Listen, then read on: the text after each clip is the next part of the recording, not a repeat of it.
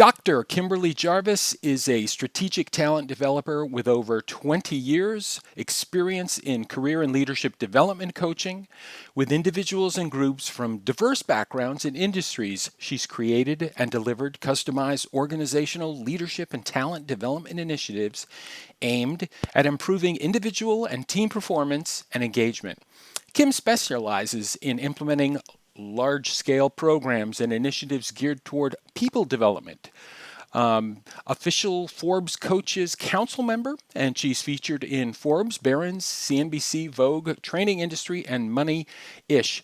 Kim and I worked together in a previous lifetime for some cool video stuff that we had done for my previous employer.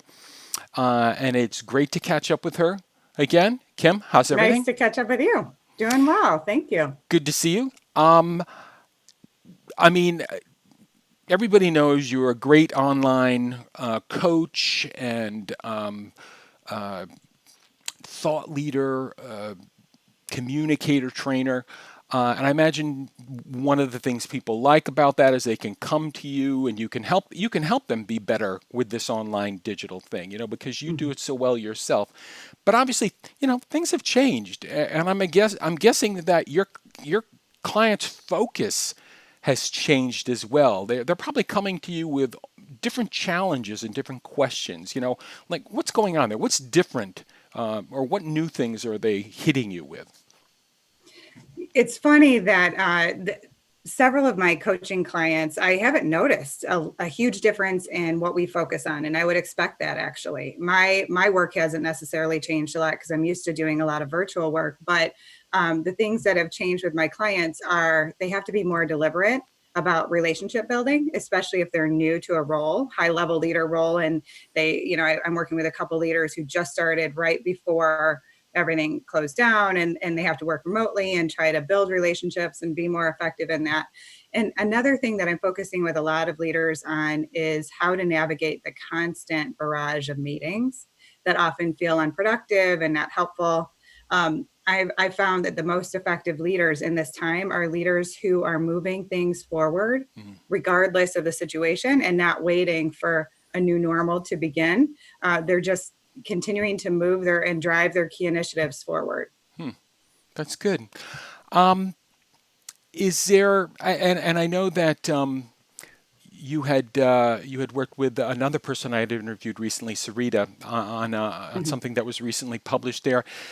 Do you find that the science that's available, the surveys and the science that are available, are reinforcing a lot of what your thinking is on this topic, or is it run counter to the way you're pursuing it?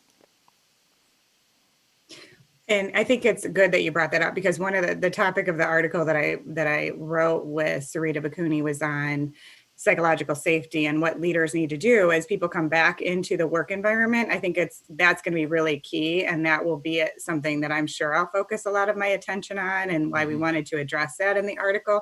How do they help their people feel safe?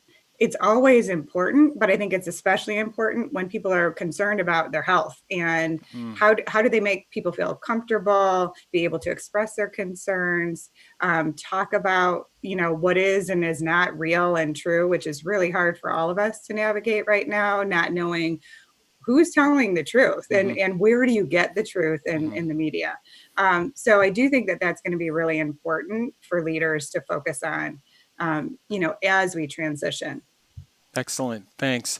And finally, Kim, what lessons have we learned throughout all this craziness? What lessons have we learned that we must not forget?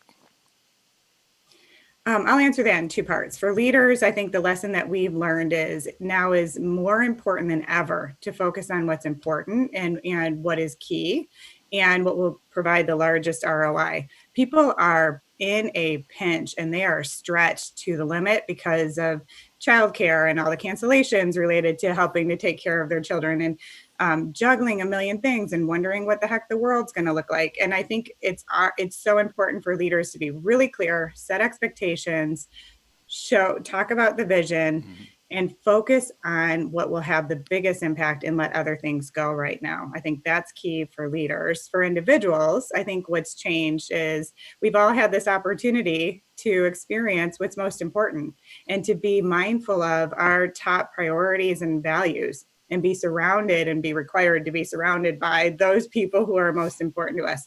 I haven't heard anyone complain about that time. I think everybody's grateful that we've had this opportunity to step back. And when we go to our new normal, it's really important that we all continue to value and honor our values, what's most important to us, regardless of what the external world looks like and is forcing us to think about. No, this is a super important pause. So I appreciate your perspectives on that. At the end of the day, are you optimistic? I'm absolutely optimistic. I think opportunities like this are a chance for us to be creative and innovative. And I think it really pushes us to think about how we do our work well within all these constraints. And I know you just interviewed a really optimistic person as well, which helped me. I try to follow the people who are focusing on what we can get out of this.